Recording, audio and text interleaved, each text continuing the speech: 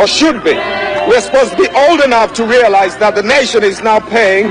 the rest of the outstanding bill for those easier days when so many of our resources were squandered.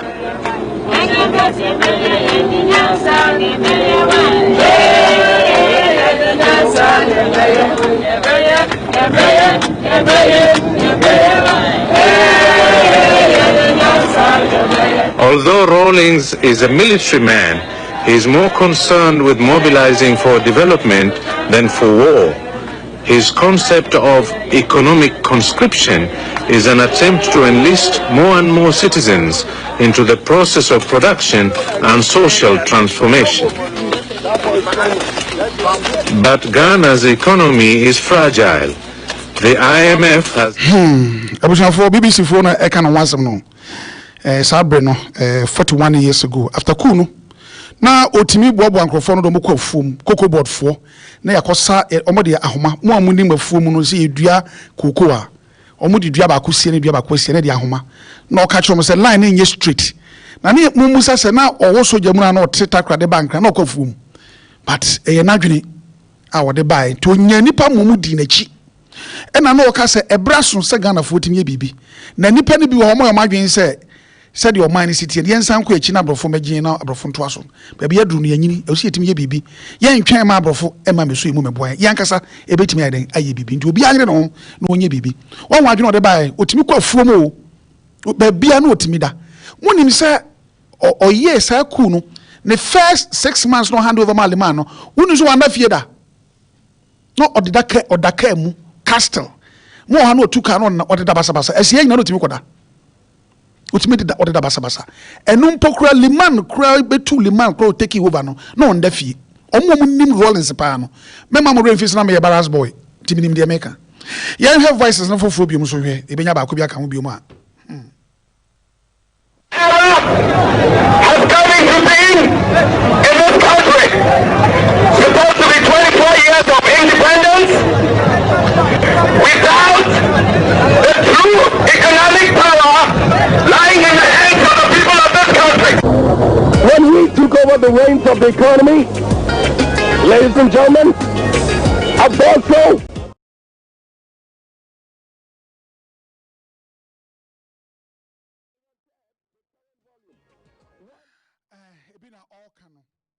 Ghana blame games no hoda bia o se bro mo bae koko na mo tia sa bre na koko na nya krase na no munya o mo so bae so no se no mo so atimi ade enya ti so wo hwe mu se politicians no ye bae no we nya we blame games na obi a try so be blame no nyonko ti nya first time ni wo hwe sa time na Rawlings asema wo kan ya abusia wo hu ni sen ye ko anim voice ye na ready bi mo man fufu bi mfantum mo mfantum ni enko mo mfantum. I think yesterday I was citing an example of 3 people in a room. By the following morning, 1 was dead. And the other 2 who were alive were arrested and taken to court. And as they were asking them, or as the court proceedings were going on, the case was beginning to find one of them guilty. And they were going to make a pronouncement on him. You know what he asked? The one who's alive, he and I, we come from the same village. We've sworn on the Bible, sworn on the Quran, sworn on the sword, and yet I'm the one being found guilty. Please, I beg the judge, etc., take us to the village we come from. We have a shrine over there, and let us go and swear on that shrine and see whether I am innocent or he is the culprit, whether I'm the murderer or he is the culprit. That's all the question I asked these Catholic priests. They could not answer me. Because they know you're not going to swallow any poison, but they know that we don't fear that Bible, we don't fear that Quran, but when it comes to our shrine, that one we dare not joke with it, we'll go and tell the truth. The white man who brought the Bible into my country, your continent, the Muslim who brought whatever it is, he is the same person who has gone and invented the lie detector test, the chemical interrogation test. I would dare you to go and line up some of your finest policemen, some of your finest heads, some of your finest, what you call it, judges. Make any allegations against me, you included. Whatever questions you want to ask, Take me through a chemical interrogation. I will be the one who will pass. I wonder how many of you will pass. You know something, Chief? If we can learn to be bold enough to restore the value of truth in our society, then we will have justice. Without truth, we cannot get justice. Papa, we impen pina na enkrofo bebre wanwa say na oyesofo na onim de woka ebre bi obeka say onsro nyame na mumu Nyankopon e Kristofo wo Ghana nyinada etan papa yi so so onsro nyame na obunu onsro nyame o kirekire mu akosi sen sesi awuti asema wo kan o sinipa me yensa na dada ma de chi ba ko agu sesi ye do mu ko akobusa o me do ko gina court busa say sanipa na wawu no sanipa no mienu hwan e na ekunu sankrofo no mienu nyina na ba akokọ asore oje Bible di ba ko so je Quran esusu di no omunim yiye se Bible no nukure nim e na Quran so nukure nim nti ye be den hu nukura sankrofo ye de eka broni na odi Quran e bai e bibrem de ba Ghana e ne Bible no sa broni kro na asa akoye fidie bi e di aba o tia se so interrogate wa e no de be ye lie detector o tia se inti sa ne manom de ba ina no mu gidi se Bible no nukure bi wo mu a ade no mkoye sa mfidie ne den e de ba no no de o kan pen wasini pen se ye timi aka nukure de nukure ya adwuma wo ma we mu a nkoman ne betumpon no de o ka ni krom bosom wo ho ye wo bosom wo Ghana ha sei se musu wo no na enye ene wadi boni bi na mo pe nukure bi afi ni nchen a sa eyi na mo de ba no lie detector ne de be ka ho no entimi nya no human no kra ni nadi na mo police fo aban mu mpanimfo agagefo yen fa ye nyina anko gina ona se broni die na mo gidi ya mo fa hwe nkono ro ne sini panka obedi nkunima na obe passe na se ye koni krom anwona se ye ko kantam wo bosom so a enko bia ne ho obekọ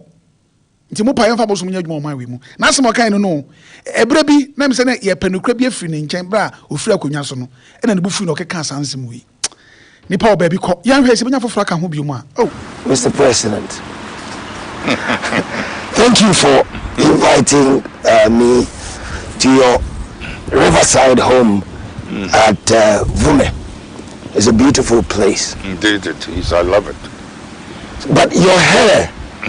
is this because of coronavirus? Are you avoiding your barber?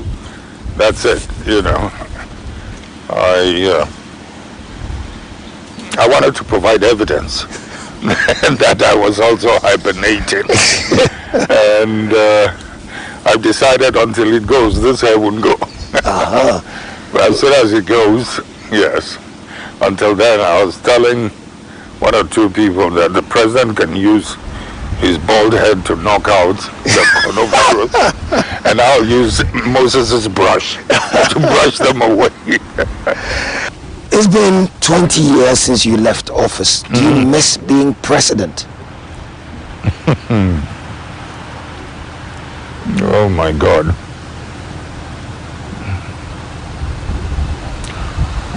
One of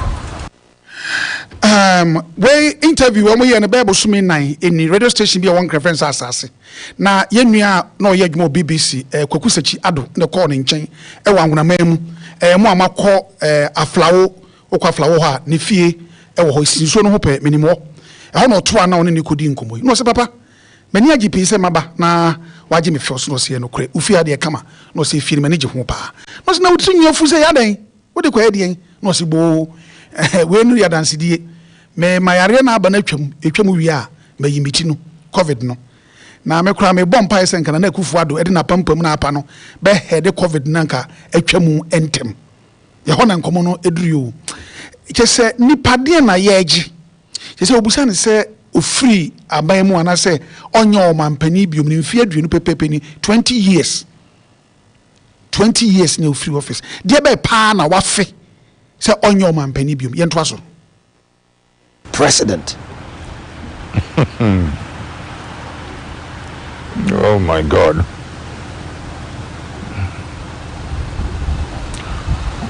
One of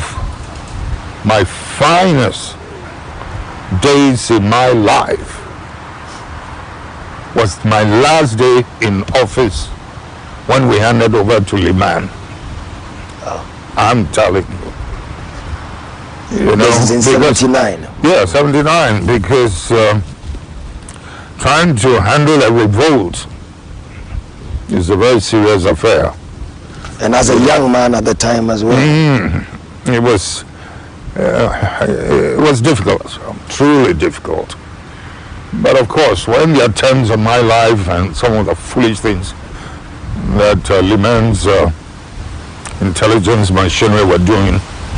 to us, plus added to that was the corrupt things they had started, the persecution of the boys, etc., punishing humanity for intervening on corruption, and some of the horrible things. We'll deal with some of those details later.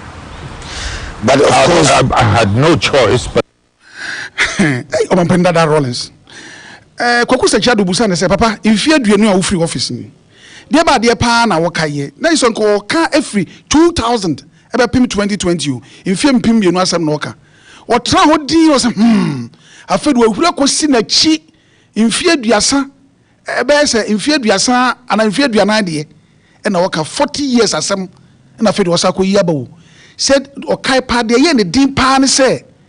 na odi tumi emali man no ende no kre na edin na odi man wie ye no na ohwe kwa liman fa subu o man no na fe kro no sem ne emamu ana o mo ye ku 79 ye tata wo mo ne ade no na ye foma na papa ti hono tumi so fa no ho adwene nti okasa wo de yebedi sankomo na kiri ento aso and some of the horrible things we'll deal with some of those details later. but of course I had no choice but to step in,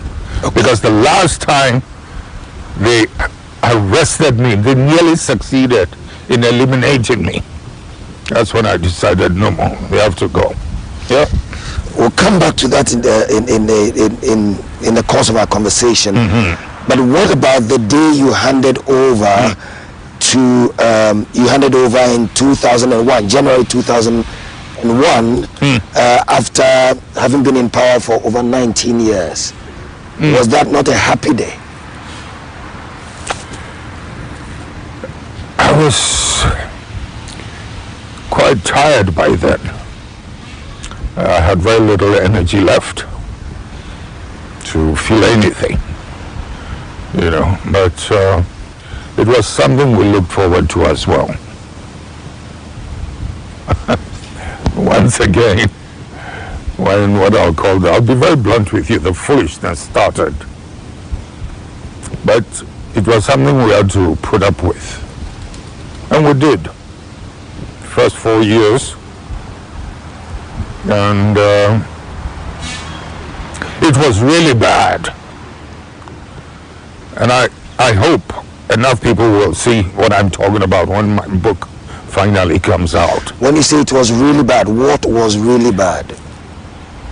The persecution, the corruption that was going on, and some of the killings that were taking place. You know, Which period are you referring to? I'm referring to Kufuor's government. You know, that's when I left office, I believe, 2000 Yes. or thereabouts. Yes. No, I mean, right now as we sit here, I would wish I could shut my mouth about anything reproachful or anything negative about Mills's people, John Mahama's, and the current president. And I'm saying so because in this lifetime of mine, political activities, Mampenda Rawlings na otenenka no na interview a mo ye no be boso me be se nan mu ni na ye bobi ma wuti no na owura ne busa ne se wode akonwa no wode ma omampani da akofo no oba fi senate se no se na ahoden kakra bi na yeden aka na che se ye nhye na wo se we den oye o hand over a wo gye mu de ma akofo mfie nan no krono sem ne nkwasiasem na mo amutie nyina so be di na danse na fe ye tata nkrofo no fa no ho adwene na so ujai ma no kɔ ene di pakum ne ade na ono kora no wabɔ no ho dua otua na to na no say on pese obeka amanwesem bia biom John mama wonka no wasem impo ekufo ado abaye tisu kura no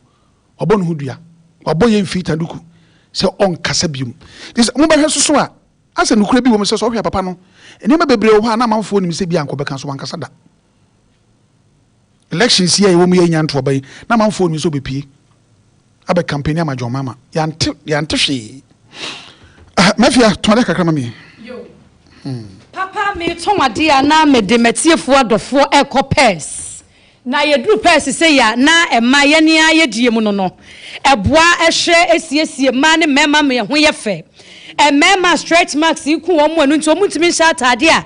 mema hye yi ense ho ibie yi wonum kopes a wonya ayare hwe nya ayare sa ema wo hona mu apiepie ni nyina akosa aso na ye ma afei ma so esa boa ye ema so pese wo shape ni ye fe a doctor do betu aduane any fruit ya ye nuaba no so wo be hu ane se wasi pie sita afa wo kwa okeka ho se be ni namu mrayo diabetes any junso mu yade infections ahodo a ni nyina doctor betu ase doctor se yade na ye kwankra wo de fabra no ho fra 0557 738555 and 0268 477660 Pairs or say quality health your comfort not run about medila bochi pair e ho na be yen Bobobi and we Sika Seba Industries Limited one sa no adwuma na edru wanwaso a na nse kura ho ayeden a doctor gusu a wono mu eye nnura ni bia wo se say yade no wasase su na wodin na di pie Sika Seba Industries atena ye na wo anya fa ahudi anya yaresa na enye wala ene se wo obehwe aboa ama yade bia wo so afiri so ya wasokori mampo municipal office for na chi fra 0552 994318 ya bejo so bank ba ko pe na mekan fo ma owie bank ahodo bebre abaga na ha krono a wo mu bo nipa F12 pram mesramo baby amu wo bia mo fa me 12 cities mra me mfia aduasani mesramo 12 cities enne nke sika pa enka nanke wo akwanto heba nka mesuso bia nka meso me wo adi heba 12 cities intimate mi ankomanim mesro fa usika nkoto bank bia akwa obedru bank wo ho hwa kwai trousers pimpini style da ebra wo kwa koyi sika ni wo mesro bombo bank ba ko pe ne bra wo yi adwuma na usika fa ban mu a bra ye no be hwehwe be ma loan wo obi a okra ne ma wo di dwa ye be ma loan bank ba ko pe wo kuma se adum Ghana ya property ba bia bank ni di ma afia be ma no de na ba na ka ho ne mo nkomo ye nye hwehwe pa emva ma ho eye abi national savings loans asam na papa ken ye wo adum ajekum house ne hwe ni mu pe fra 03220 48 86 0 Chechem Papa inside 03220 48 86 and I am Rollins sama pia una sama dia Papa no ni sama dia obo be nkrofo ba o my friend wake up will you stop what you are doing yes I'm na me now hey I was for us ye ne akwantuo hebafo na ebebo enkomo na me debia me ka kire me se ye kasa obi waduru akwantuo waduru akwantuo hebafo waduru me sropi se bomoden a na ani omontentam ye adwuma firi dwara bepem eye efiada ye akwanfo ntimi me da ye madwuma SDA form akomako edu na nyakopon di adomo mo maka bo mu di dwuma omo wonro pa yade be mpesi mebo yade bi eyi yare bi afimu efiu trinwi so kosi omo reso omo wadru papa omo duro no so de eye ekoyi na de toso bi omo so no omo ahye ho omo abomodin amekire clinic wo adi mfidi ahodo ne bibia gu ho a yare bi ewo ho bi yare hwehwe oni padua no mu a na edadi pa ne amu wadru acha huebe bosome udem senko an yeje wo mesro Emma edrinu enwurehunam na hode se na wukwa idie wuti mfidie no nipa du na me kwa idie de be yesanete baby awo bia ode also call labor office Kumasi labor office Infantino town labor office ana labor runabout no na ado ani a kire se de wukwa atonso first junction e won sabinkum so unru asafo post office wompo esoro na wofo popo na sabinkum so abrosan kestili so na ho na akwantu ewo wose baby awo bia no bomodin ne bra ye nuro no so no enya brofoduru efi kwa ibrituom ena ye kra ni yakofa ede eden ede aba ye dinini na anum ye duro bo se nyo ma anum aduro dok me makwa ba me je so twi nempom Yankopon de adom ye good na djuma mo so ye kakra adanse de eba pa bomodi amesro nkrofo ha me nti ba adanse be mienu mate eno ye interview ani abo afem mate pa amamanfo so hu adwuma wo ye mate ene medase meja ha no ato so yo medase awia me kire atiefo nyina ba bibia obia no ye me kan se Yankopon asomdwe enka no akwantuo heba clinic ya sandi nuro bebre abadwa so ye nuro bia no na do de bia din akwantuo no eka ho nti udu ba bi na so pa akwantuo fo nuro bia SDF nipa mako edu akekan ho abomu a ye boa asanteman Ghana man ba bibia wo bia no mesrewa wani die mu a se akwantuo fo ye kan nuro a opuntin fa yam to bibia ho da bia me kan sa asem ye se ba akofo ko abon ho samrane me ye hwan na ndi nipa mako kwa asore mpanyimfo we yaduo ni aye wo borman mu akekan hu nyina bomu na di sa duon waso ya sabe bie heba clinic e wa santimental mu ha ukọ borman mu techima ahenkura bunu isi ahenkura techima yo one branch wo ho ahomade road wa na akobre kuma yo branch ba ko wo na ye meanwhile no de e wo kuma se ya ye wasafo labor run about what do any kira tonsu kwan na kan efie 12 onsabe nkunwa abonse ye sambod kase esi ho ana do labor run about wo bi se obi bia se wo kọ akwantuo heba clinic obi obi abekire na wa ba ma yetimi aboa fefefe ji ye number se di djuma e wo ya so ye ho no na wo yira kwan na se wo nchechire mu bi a wa frɛ yen na yetimi aboa kwanso no nkoso number se di djuma e wo ya so ye ho no e 0241 29 66 22 0241 29 66 22 and a 024 66 28 508 024 66 28 508 onsa anka number na ko so watena fidi no onsa abeka number no ya du nuro miensa na abadwa so enuro miensa ya abadwa so no ya di akwantu heba mr da bi ka bebre nim nyem na mbeka ho asem nne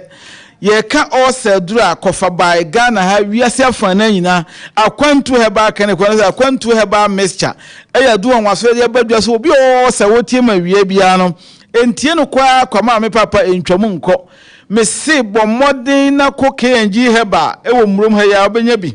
uko Fred Mins ewo ke obenya bi uko Blazer we kwa ewo mrum obenya bi Apme Pharmacy ewo asafo na asim clinic ewo asim ha ya uko den heba obenya bi ato uko Apidank Dufie heba ewo asafo na Sewa heba ewo Mampon uko sa emye wo ya obenya yenuru a ye de badwa so no ye de akwantu heba mixture all sell do won waso ye de badwa so ye fun ye de bia ma me papa udidi ye dwane tomu na odi mirika adwa ye no kire ho tie adwa pampan kwa ebon mesro one number of durache kwota akwantu heba mixture pe odi ye ko to ba ko na hwade na obo ho wade nsenkyere odi mirika ba ya sabe ya ma yetimi atwa so ama enti ba bibia wa wutie me bia no ya we typhoid na wa ko pa akwantu heba mixture hepatitis ya kopa akwantu heba mixture no die hepatitis ne typhoid no mesro odofo obenom ne bosome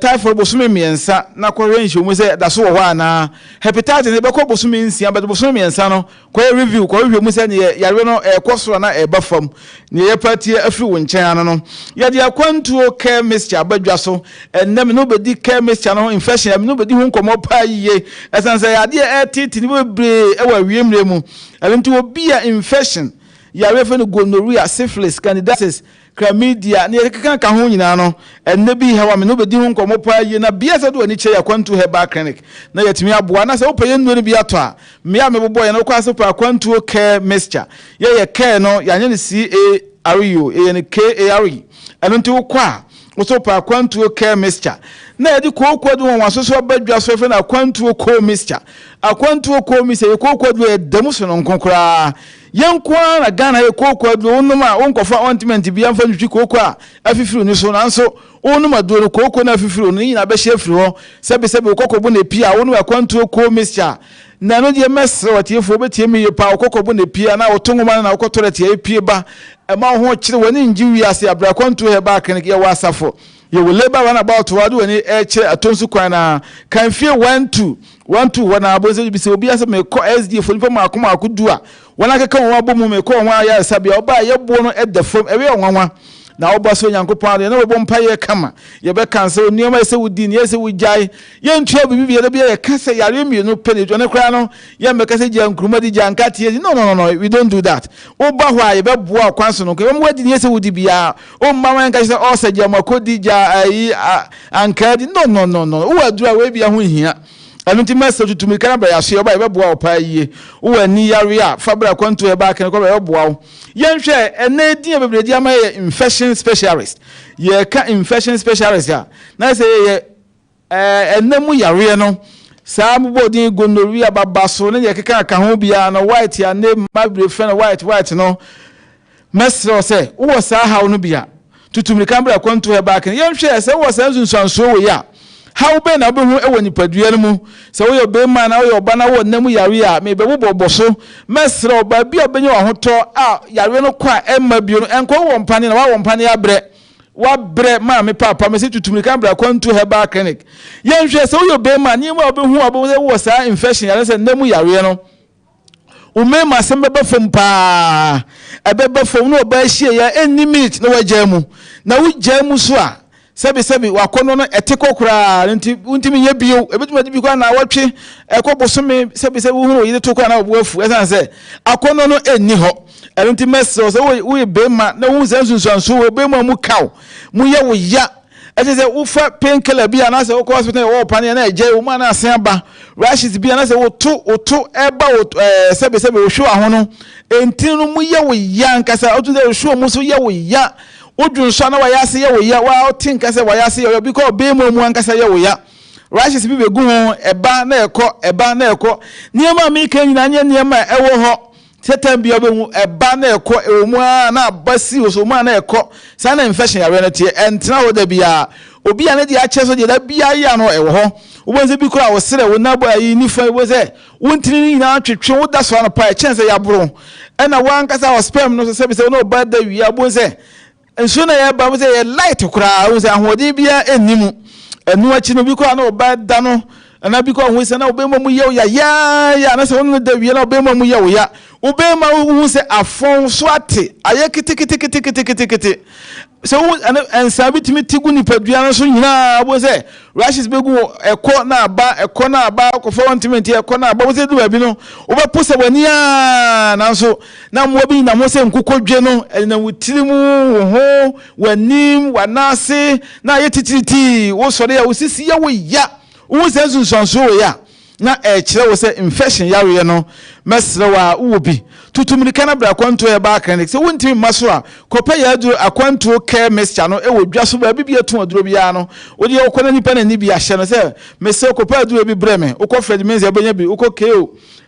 bele rekọ abenya bi ukọ Apme Pharmacy abenya bi ukọ na Asimhe clinic abenya bi ukọ Fred Menzi adani heba apedank dufie heba e wa asafo e na sewa heba so e wo mampon ukọ samye we nyina se ba bibia mamodin bia no wo de pharmacy heba shop chemical shop bowrem ukọ aso hwe akwantuo care mixture ubenya sa aduru we namu yare bia no na ma me papa enom ba ko ana mienu nka se menom ya no yare na abafom ti majai da bi toasonum kwando bia ye encourage amanfo se nka abenum nura adule nka wantimi kwa no nka wo se eboa wo de a na nka dum be buso mienu na tu yare na se na ye free be ko ba se no du bia na wajai du be na wasa akonum bi o da bi emoa GA numbers na ento ankomo no so numbers e di dwuma e wo yaso e 024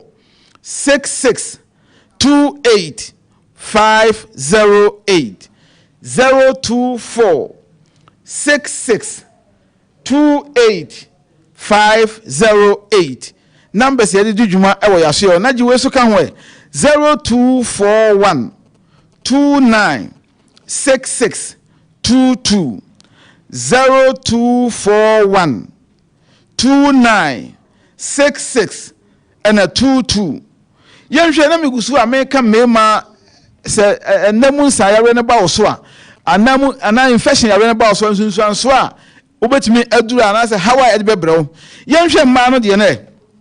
emma no de no se ba wo so yare betena wo so a yare obetimi de awo obi ana wa ankasa wo ne wo kasa betimi awa akora no bi beba ne so eni bo obi betimi aba oni oba nhia da oni oba na da na oni be ma na da na yare tete no ni nyina se yetimi yare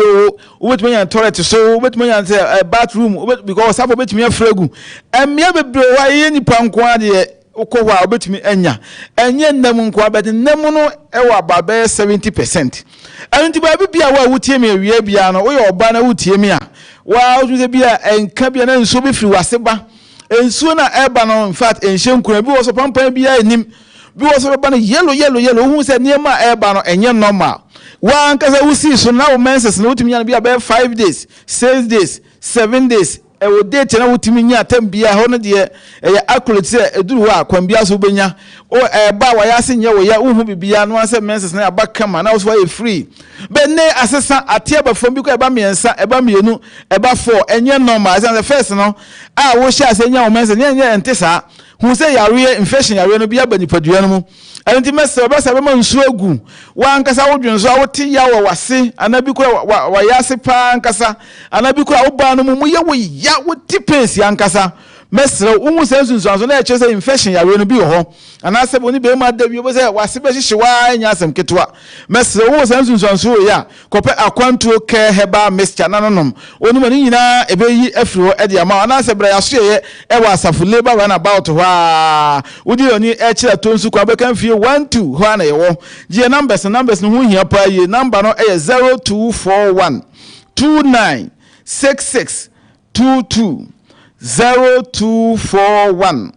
296622 your number is djuma e wo ya so ye ho no yenhwe na miguso make mad ye du obi a e ma menses no maye nti ba mo wo ho asema ye odin bikura wo fi na kwa ni mo be ya na anyinse no ba so etimi sei wo be kwa so na nsuo bi gina kwada no ho e na akora no in fact na heat ya banwu na obukwa o mo anyi akora na mo wa enye yie wo sa ne mo nyina na infection e ha wa otumi se edu ba bi wa se kekawa ankasa wo dwonso wo ntumi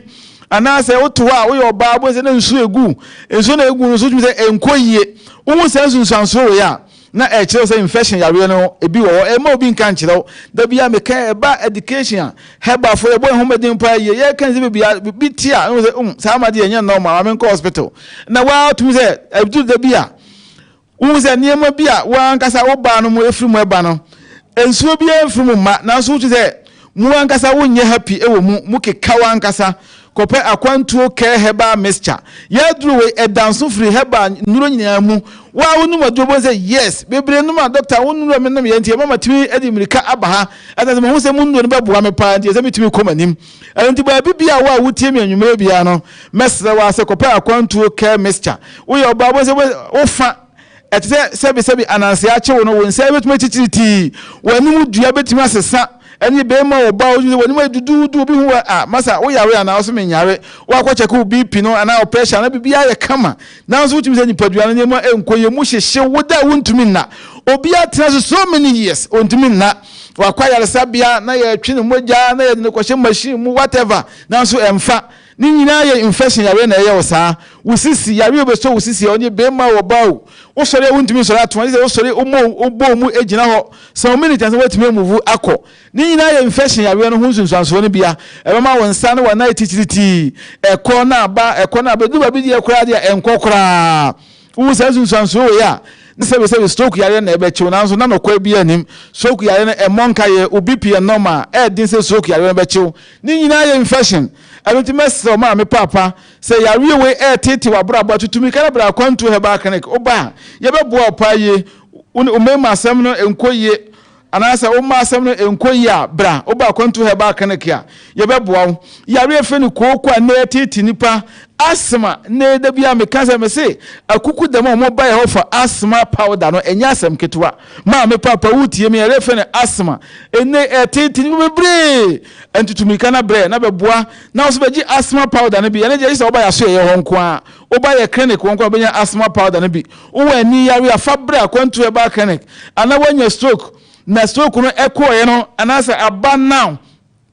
untumi nante mayefa umra ana abako otimi nante kakra bete enkoye mayefa umra obedu a yebeboa kwan bebre so wani yesedura koma anasa ye 10 ewo so a fabra oba ye obi wa wo hwe ani nko a obehwe o kama Nyankopon adori oba ozo hwe Dr. Sanwanyako obedu Nyankopon adom se me no bedi nkomo bebre how bi e wo bia me bedi nkomo se adamfo na bibia wo bia ne beboa ayi afiri ho e de amawo enti mese ba bibia wa wutie me bia no tutumnikae na bra kwantu heba clinic ya chi akwan e wa asafo labor runabout ba bia odi wani maame bi ton both food meat pie ya ton by mono wo ho odi odu bi se obi bia se wo ko SD fo nifa maako edu a ya keke ho aboma ye boa asanteman ni Ghana man no o hwe wona se ye odu bo se sandboard kesi esi ho na wawuro no yetimi aboa bebre saa na wo diabetes ya rewe da bia me kan boya se na obechiri wa no kakra ma yen na no be nante ebombo so mienu a Nyankopon adom so onko da biara da se ne oba no da bebre adansefo ho na se yenti fa da biara entu dwanti wona waje wo ho atum se oba ma ya bo no bebre next week no se ne otwi kan mi be ba ha ma ya bedi adanse ye number se de etwa da se ye bre no e ya ye bre ye numbers no e 024 66 28 508 024 66 28 508 Nyankopon shiraw na onye okese na domunti amen.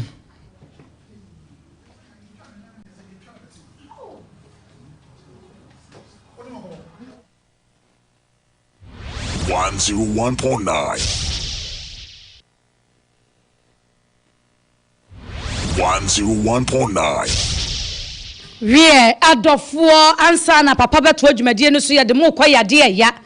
obi benya wo na free yade amama nkama sam ye yade bi ani pa ba wasetena no wabra bomu a na akofo help na de abro enu nti se ye nemu yade no wanya se be ma prostate cancer bi se eye infections bi no wanya se ye kokokodi ewu obeso ye so no ode yade dodo abedan wi di a wodu ani be kire mu yade ya tena ye wa patrapa Fryan 0277 011 277 Lawson Herbal Center no Dr. Lawson honom de wokɔ ni se ya ye di yade nyina sam ama ye bua wonum kumfo enu nti se ye be ma obo delay status wompam be ma wuntumi mpagya nyina so be ma de boss wo na timkaja be ma hunsuo na trofe entumi ngo ba ye nsuo hyehyehye basabi egu oba ho ana ne ho kra yira no a fuoriti Lawson atena ye oba wo so se wusiesie ho na ye oba simamu oba bu ho no mo da bia je so obo pad oba bu ada bia je so bibi to ne pantim unya Lawson nuro ni bia eba bu wayi koko na tu fibroid asema honam ya nyina edwane Fryan 0242 13 35 77 baby etu oduro bia kwa benya bi Spanish garlic mixture and capsules eye duro nwanwaso a eboa hwe nipadua siesie no ema nipadua nya nimonyam surunku bi e wona brabom se eye cholesterol na abro so se waye kase abro so se srade ayo otwom se okwa na so a wonna afichikro wo hawom enne date ni be sei etina na ahuri akwasi ha na aba mienu na aba baako na enye wunya jinko capsules ni bi so a ebeboa mo adwene mogya di mo afurusane adwene ni begina so na ebeboa adwuma pa bomodi na frɛ 0266 11 41 11 yebejo so na baby etu oduro bia so kwa ubenya bi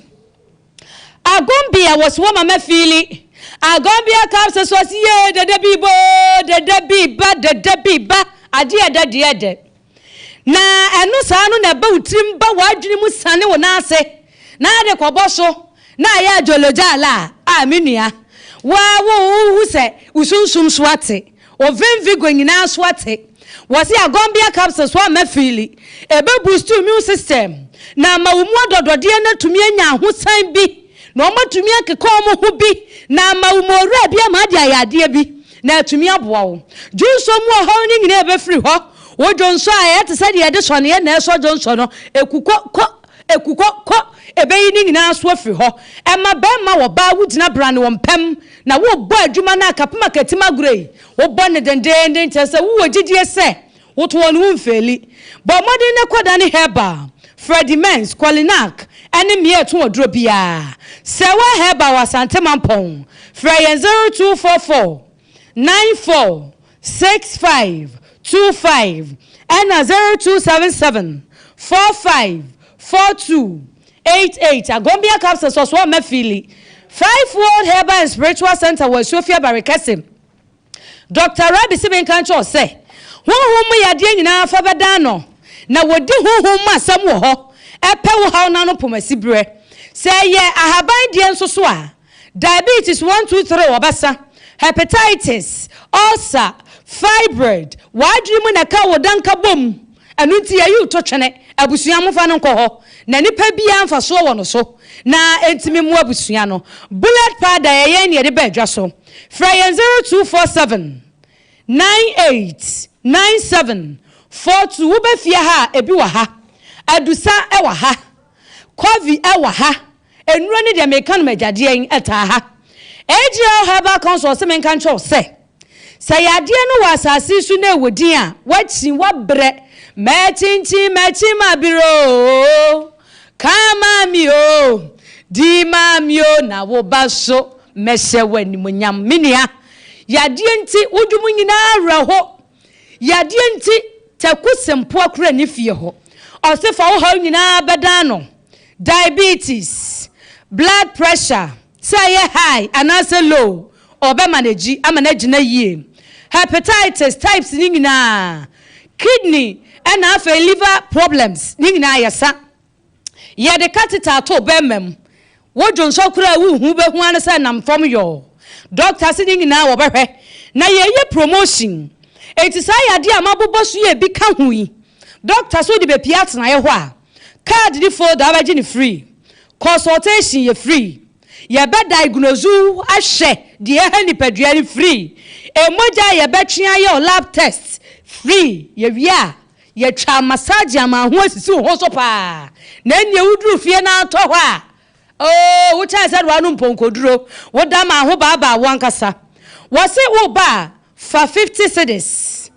ana said de bro saka krabi promotion nti de obetua bia ye duro sika ye wa sokori man pom Presby Junction frey 0266 11 04 35 0242 27 76 74 yabajoso Lufat I know you're to Binko Pharmaceuticals yensanu adwuma minia adroya wa bontene so a ohun ye hye wonu muto e wo ho ahuni mu so nsuo wunum eyeyen to Binko Pharmaceuticals ye ne entrance pharmaceuticals na kabo ma ye wo tablet de man panifo ene ye wo suspension nsuo no ede man mofra ye ne de cold relief capsules abaja so ohuni mu so nsuo ene 2 seconds etsim we yes ano mo nchen na edwane de covid-19 kura do wansi a ka na atimu na no bra bi de wo de etim na ka nufo na atwa no se de covid-19 ba ne wansi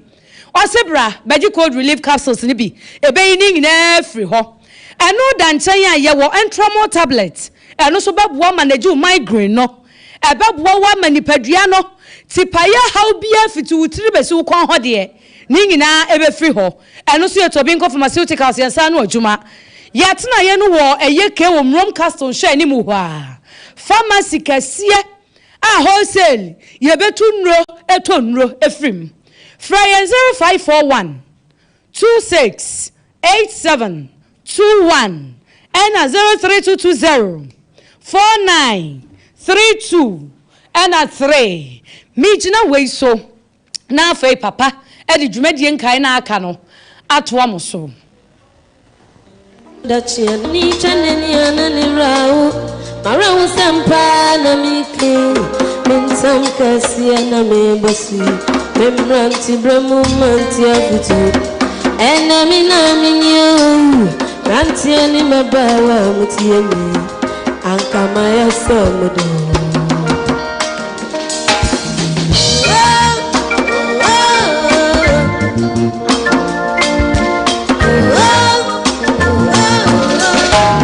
ankama ya somodo Sukui Mofudi Mikobi, Nansukada Boni Sentimani was Yadia, we made the council,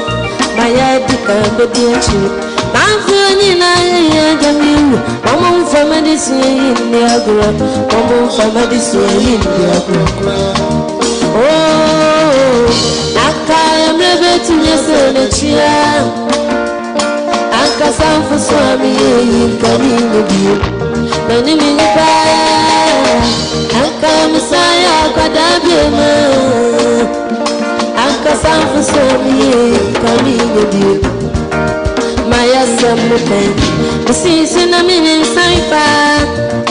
Yo, abusia ne na chese medamase na chese guso a ye to aso obetimi the voice na fa eye 0244840108 na me kai brebi in the 80s mampenda da Rawlings wu se kumasefo ani edini pa to be hu no kumasefo eni o habo si the plane na nam soro bia mienu gegegegegege Saturday Africa for do na bia be sere ma menu kumase gaga na mafo kam oba mazi ha planet mi kwaso sia se mo atwamu o broni na ba no o broni no wuyu gaga wam plane mienu kabo mu ba ko beto Wesley College ha ena ba ko so koto Kumasi Kenya ase pilot for mienu nyina wi plane no be hwe ho mo amani afika kra asema America munim wo yakwala unim to mampani dada Rawlings de wa yebi papa play ball wura Kumasi pe na be chi obi dinako na opoku ware ko patch of the Kumasi sikafo ai nti yan try the voice no so besaba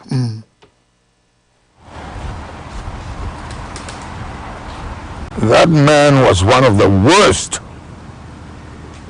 constitutional terrorists I've ever come across. Let me finish. And when or if I have to criticize and expose this man once in a while, and that appears to be earning him public sympathy, then I don't see why I should be criticizing people who have committed less offenses. You have to bear with me. I have a bit of a problem, and it affects my speech because of my heartbeat. Okay. But ose o how kakra na say se mo kaka no mampani kofo hu obi a wo ye criminal pa boni ni pa e wa manyose muda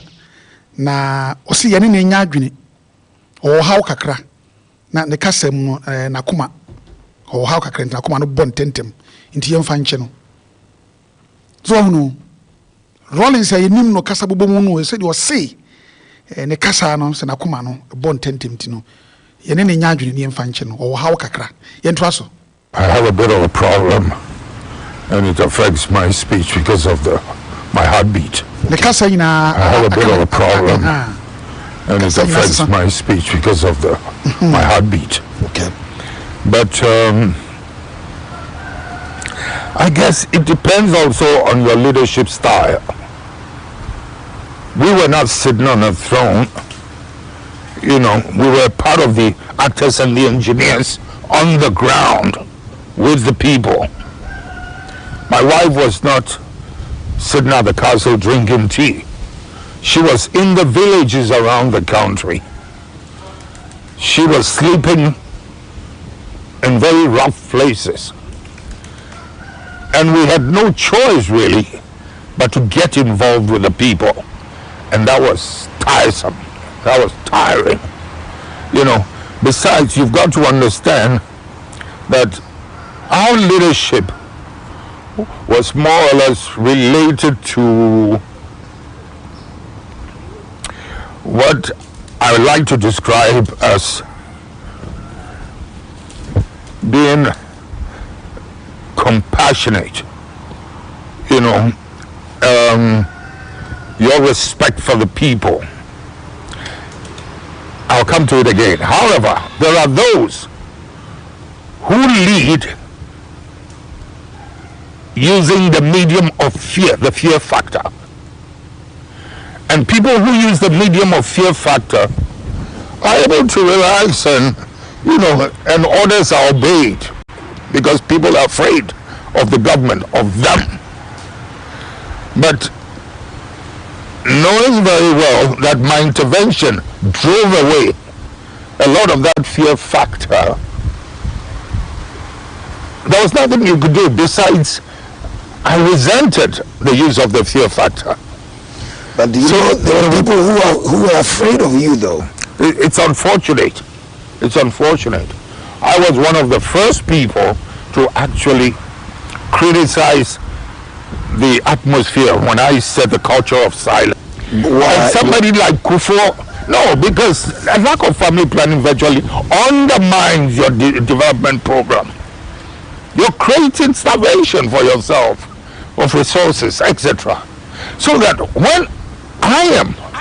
during, I think even during the campaign period, advocating for family planning, and in the next corner there's another politician saying Muba, Muba, Muba. That's what's his name? Kufo for you? How? I'm wondering what the hell's wrong with this guy. I don't. Wase ne penso bra baba mu na amanyofo na wono mu de hu ni ade kaka moto bi hu nkrofo ba mu na ni nyina den etwa mu no ne yire mu de ba adwuma yi na yire nte castle te se Flagstaff House enum ti no mu ne nam nkura se eno mu de den yi. How? I'm wondering what the hell's wrong with this guy. I don't. To be fair, I don't recall Kufo saying people should have plenty of children. They should go and look into the archives. I wouldn't say it if it wasn't true. So, you know? So you were passionate. So that's something you were very passionate for sure. About. Yes. But again, during the military years, the PNDC years, you know, there's no parliament. Essentially, you know, what you say or want to happen, you can do. Was it easier to run the country during the... It was easier in one respect. The level of integrity, accountability, etc. came naturally. Not from me, from all of us. It was some craving for a long time. A lot of people died in the PNDC years, were executed, including your friend, Kojo Lee. Yes. Yeah, including my own brother's son. Yeah. So when asking about what it takes to run a country for 20 years, I mean, those days it was important to also recognize kind of justice that waits. When they say justice delayed is justice denied or something like that, was very true in those days because the temperature was hot. And if they considered it as being unjust, you have a problem on your hands. I mean, there's my brother's son. Actually collects a gun, you see what I mean, and shoots somebody in the face or in the head in utter cold blood. Ends up with the tribunal. And the man is set free, he's set scot-free. Hey, Charlie, what's going on now? Do you know how people are going to interpret it? You know? But that is not an easy decision for you to sign that death warrant, is it? Some, but not all. I mean, some of the obvious ones to do with, you know, robbery and killing, etc. Oh, I don't hesitate with that. But at the same time, there are times when I feel that I'm going to execute a saint because of the possibility of the probability of regrets they'd be going through before they die, you know, and I would wish I could let them off. But if I do, there'll be a perpetuation of whatever caused it. Example? No, a couple of armed robbers that I knew about, you know. But it was recently, for instance, that a friend was telling me how he went to, you know, squadron mate to to visit Larry, and he had turned so religious. Which Larry Beverly? Larry, no. Yeah, in the prison. Okay. You know.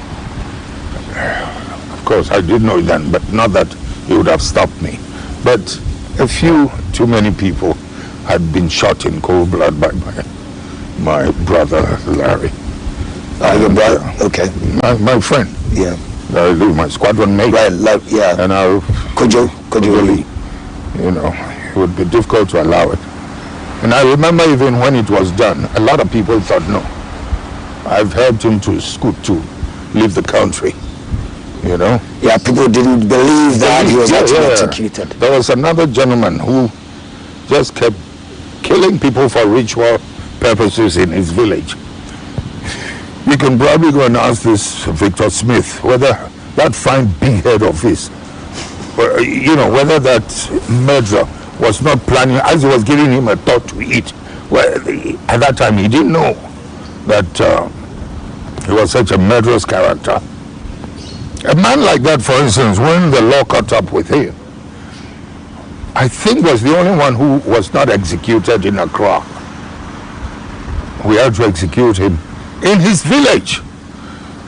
because they wouldn't believe that he's been, and he had terrorized the villagers, were so frightened of him, you know, because of his killings. We had no choice but to do what was done, you know. So we have some pretty good cases, you know, that didn't call for mercy, you know. Let's come to take a look at the murder of the judges, for instance. No. But if there's one thing I feel pretty sad about, you know, is that Amatekwe had to be saddled with it all. I believe somebody in uniform must have given, you know, that order to the soldiers to do what they did, because they wouldn't have obeyed Amatekwe's orders to do that as a civilian. But you signed his death warrant. Oh yes, I mean, that is not to say that he didn't deserve to die. Okay? According to the investigations and the trial. The SIB report. Correct. But I'm just saying that somebody else. So you believe that someone or some people may have been or borne some of the responsibility or the primary responsibility for the murder of the judges, but who got away? Who have gotten away and are still making a lot of noise. That's the trouble with this law of ours. When I keep insisting we should use the chemical interrogation, and some people like to make fun of it. Kweku Baku about swallowing frogs, etc. Talking about Kweku Baku, you know. Your old friend. He used to be Padis. From a distance. You know, he, for instance, when he was appearing before Kufuor's commission, went and told a weird story about one Goka, one of the coup plotters, you know, who was tortured. I won't go into details about what he claimed, but nobody did any such thing. And professional soldiers don't do things like that, actually. And I think he had wanted to invite Ben Ebsen to join him to put out that story. And I think Ben Ebsen refused to be part of it. I think because he knew this kind of makeup wasn't good enough, you know, just to poison the atmosphere against us. Would you like to meet up with him, with some of these people, your old friends, your Kweku, Ben Ebsen, some of a lot of damage. You know, are they prepared to undo some of the damage? A chap like, what's his name? Kwesedu. A really nice, good friend of mine in the past. you know, once wrote something nasty, ugly about me I think when he came back into the country, that I had, in the early days, I don't know whether it was the PNDC, I think the PNDC time, I'm supposed to have mixed cement with water, no, cement powder, and thrown it down somebody's throat and poured water after it. I didn't see it, I hadn't read it. It was a very important lady in the journalistic profession who called me, said, read that thing. I was truly sad that he would make up such a vicious. Busuafo na yeguso omampani dada ne last interview ye enu nkomo na yeyi ni maako no one kwaku sechi ado yenua na bebia twam na wo BBC na omobo eye enkomo twetwe no ma na obusa ne se na opani wada roma open so no a wo tena konwa so ne ade ne mebi wo ha wo ye ya wo no hu nipa kunkum ne ade no so bo wabu ne yi pa na wo hwa ebu wo ha omo hyeda na nwono dodo na bi nye nokore na nipa na ekunkum obo bi din kwadwoli no ekokote se wono a o kyese ni nua mpokura no kwadwoli ni nua mpo na wono no kobo obi tuo e wo labadi ho baby beach wo baby but ye ko edni ko gina koto mradi no nti no ni asem bi obeka nti on de o science ye nkokunu fanse ni nua mpo samba ka last papa bi betena se on ye de ko condemn se so no ka so ni kwadwoli e na dem ye be yina akokunu na oka no fidie so ena obampenda da lo ne se sa e kan se onumpo a obe no fanse ni nua na damfo no osan me kokun na se emradiwa na diu soja ni papa bia ni ho bedi sa ansamfo no ena obusa ne biom se ti onu no kura ena so nipa ne bi wo ho a kodoli kure kokun no kura no na manfo bebre e ba abonte be kan se o ye gya na ma na tukwa adwane afiri o man no no so ne ntesa enti no e ma ne ye ne ya nti oso obi susu na owo akura bi ase ano eno ho aduro wura ano oye aduro man krofo te se komfo ana se malam no kunkum nipa nti ono so ne de ba ya ne konkra kodi na asema tribunal tena se emu anu kumfo no ena se yenkokun no o mampani dada so osan osese osan ye kum no wonkran a teshi range wa e be kwati se o ye gya na manoko nti o ma soja fo de ne ko na kura ase ho enam nipa kum ni ade o ye nti no wunu ankrofo akura ho so pese ye de ne ko kokunu mankrofo hu se nipa no aha na yekunu ampa soja fo kokunu e wo na kura ase ho ena ma nipa hu se ye kase ye kokunu bi a na eye no kura trudo na nipa ni bi ho de a onu no hu kura se eye de yekum wo mu ena obusa ne se nipa bi ti se kwaku baako na ye wadanfo paa no na obepese wo ne be hia no so o se de ntemwa na watwitwa ntropi de atom so se bra na odam no soja ni bi ohun se ni etwa na chi ye tocha no ye ne niam a ya ne nsem kan ina ne nye nokre ekohu benefsin se nkono so antwo okruwa krata mu nsem bebre na de ne yakura titru se owura bi se fe no kwaku adu na ne nyonko paa no ne edidi ebomu na BBC ya ono so dwane firi wo man mu na kofo ba ya ono so ba yi no reconciliation committee na okoye no owura ne se an odamu no hu se ye de cement friendsuo edi gu obi anum se de gari ye man cement edi ama concrete na koda ne yema na wu ama ne na ye troy nti awura bia na ono so ye adwuma bi ne friends papa asem bia ba ko wa kratem oso kinkan ne rekho pa se timimi run se pa metimi esa anyway na dia sem kwa na mo twa ntro to mesu ti kwaku ba ko de se pa so ne be hia pa de onya de be ya adwuma ene sa kwaku adu no giso omo ankasa esan omo chiba ebe ka sensem omo ka for mampani dada rollins no ne nyina no enye nokre yeguso a ye to aso no o kan se sa 3 high court judges yekum wo mo ene retired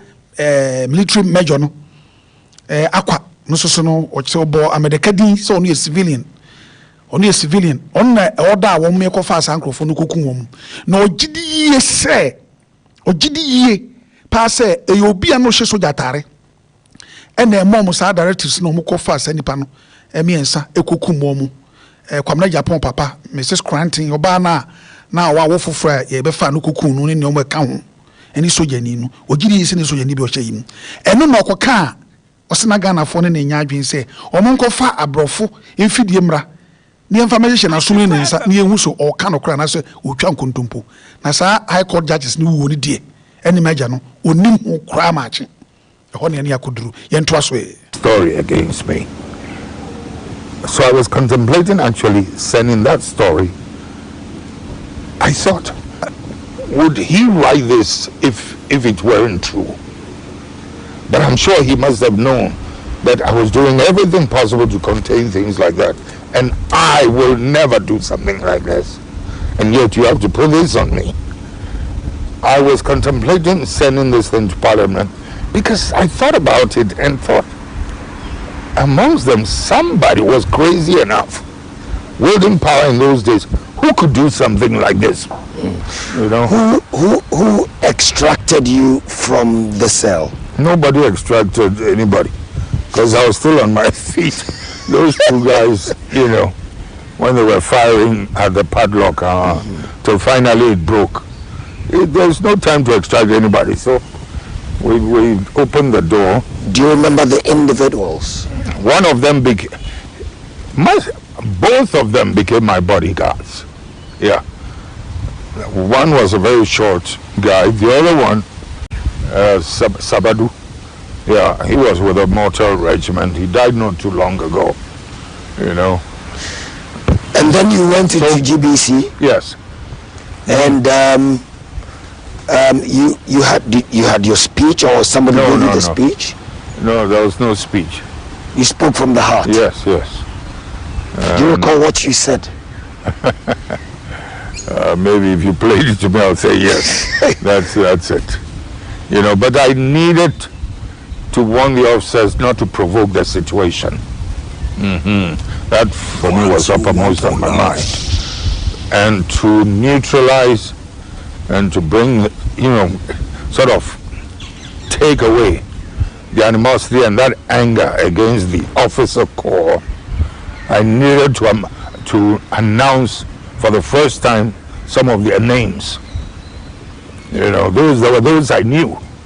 both officers, warrant officers, and a few staff sergeants. But then as they were trooping in, some of the 5BN boys, I remember, you know, and putting down some of their names. So like they were whispering the names to you? Yeah, they were writing it down. Yeah. You know, I recall some of the 5BN boys that way. Yeah. And you were confident that you had your pulse on the country's, very much you had your hand on the country's pulse, and you were confident that you would succeed?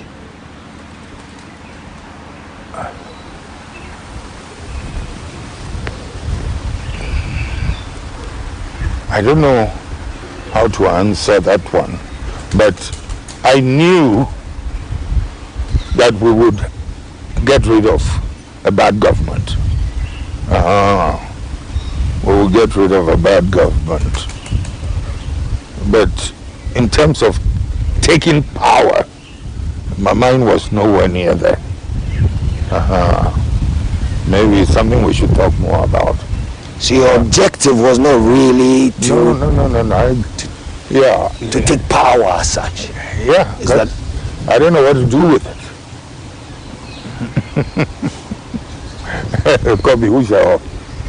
I didn't know what to do with it, honest. Abusufo kakra metimi dia mamuni tete obi ka nasmo ka nyina no obusa ne se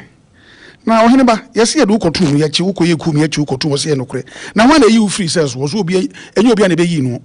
won do the man what say tututu no hu se kredo no ebu ye no gina na so no ho odene papa enya asem kuma che se na wadam a enso so no ye ya kredo no bu ye wadam be na otwe mienu ne akiri na hon oje hane no busan se uko GBC ekoya nonsense to se enokre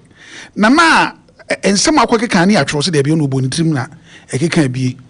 na edin na abobo na so din ne bi wontim na omotwotwo bi so de ema no no kai se o kan se mempanifo no bia megina o makwan mu ade o mo ye no na obusan se na o wadwene bi se o gitumi ana o se debi so o gitumi akura pare na adwene ni ho but no pese o gi o pam mpanifo no mum na adwene so se obegye tumi na adwene me ho baabia abeduru baabia wa yɛn otimi eduru ye no nti sɛ wo hwɛ papa na asɛm na asɛnsɛm bi wo ha na wo skipo ɔtwe no kakra sɛ nipa no kɔ bie no to sɛ nipa no mienu kra de ɔmba ne bodyguards ba ko tietia na nsia na ba ko kra de ewu ɔmo bebi ɔmo a eba ɛyɛ cells wɔ no na ensɛm no dɔso mebra no swanti no me hu baabia me mfa mo sɛ menya de biom yɛmfa course mum ɛna mafia fa ɛyi no to wɛ na me de you phone line no ɛyɛ 0507 00 90 19 0507 00 90 19 and 0204 90 56 55 0204 90 56 55 ye twen wo call no na afei wadwenkyerɛ ɛwɔ ensemi ho no onso watimi de atodwa ɛne me twen mo call so no hello wofa oti chide bunya ko po chira dada mi se se o te say o pa se John boy mi do ni pa ira ye mo ofa mba jona oye nyame gusu krakra kakra e de radiase ofa se mi se o da ti ka o man bi ni o chire mi kakra nyame wo ho e akobo ase gold mines o ko ase me ofa ne so ma me o mema obi yo mache ofa chede mu yankopɔ nhyira na ofa omampenda da Rawlings ekrensi yi titi wo bi kyerɛ na mpanifo se katamam price atiasefo ɛna wɔn mo yehu Jeremia na ɔyɛ ne pa mfazi sɛ ma ɔbobɔ so na ɔfa ɔka sɛ ma me yɛmhyɛ me wɔsɛ bla ɔgya tumi mu 2000 no na 4 years time no na gye sign na ko nya ko bɛsa bɛ di no na gye sign because na o se ekoso na o ta de bi nye se na mi di o ma ne to ho no e wo te ye so for ina ne amanya se le ti pa na baba o kan se ndi o se be black attorney e mo nu dia o be so be ko ma ni mu asem dio o fa nya mi hira o ni ya mobile pa ye din be ko ma ni nya mi hira o me da say John boy me da say hello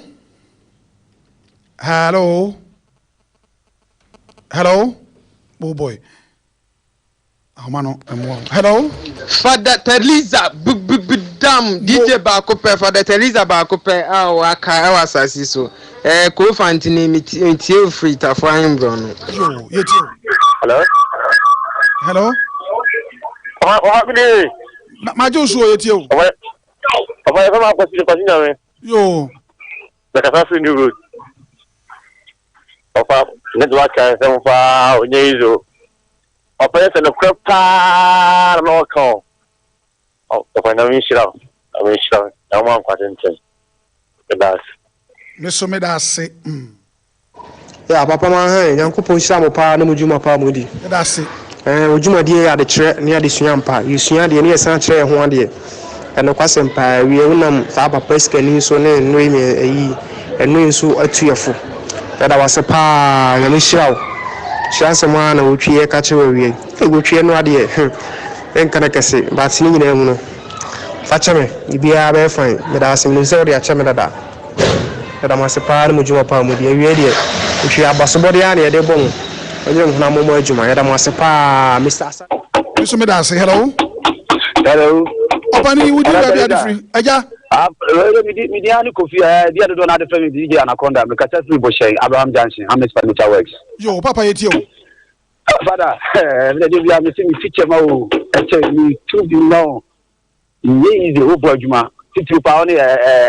sister fia aka mi di bewom mo bo adwuma pa me dey nyame nko me J.J Rawlings voice ni na me ni aje papa na o ni swabi mu bi magana but em tana na ni pagi ntina se emena ya hu ya to na nya na kami de meke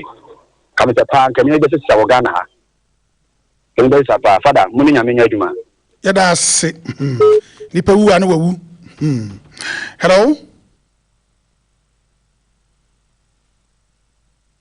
hello hey papa we are too much papa we chese we titini ampa we chese soja ni ene wo na mishira papa if I'm not for from Center Market. Hey, Papa. Papa, boy, what? Boy, yes, you eat you that you be a catcher, and in Nano. Medasi, Bim Bram. Miso Medasi epi. I just say, yeah, no. Yeah, cool, Shiwa. Hello? Hello, Papa, my. Yeah, Java, let's say. Yamia Dumo, 9 are the free. Me pacho from a fisher, make a free be pass your question. You yet you wine. Uchi, Papa no cancel. Na me ade ba ko na ya me ya. Gana for ya hwehwenimu. E sanso yi nya twon. Nipa na tiase a, asem papa na yen kan fa no. Okowu wi a, na oye bodu oye se, aso bless a bodu na no yusu abra na otiase ne yeso wonye. The same as at a miss. Papa idi on hu ju, aso otiase yese Mr. Doolittle. Mr. Rawlings tiase, Mr. Boom. Aso so no no kra na no ope. Nemu ko wi dia afi na de oye na ejifun papa no papa no yo kana ko nya sa so nya tum dodo da se uti Meso medase epi na chese ene menemu edi nkra me ko fa me interview ba ko sabre no me ne adwempa heba fo so betwetwe eye enkomo bomodin a ye ofumesa eye adwuma firi dwada ko pemeda memrenda ye number no ba ko 0244 725276 0244 725276 bomodin nebra memrenda free screening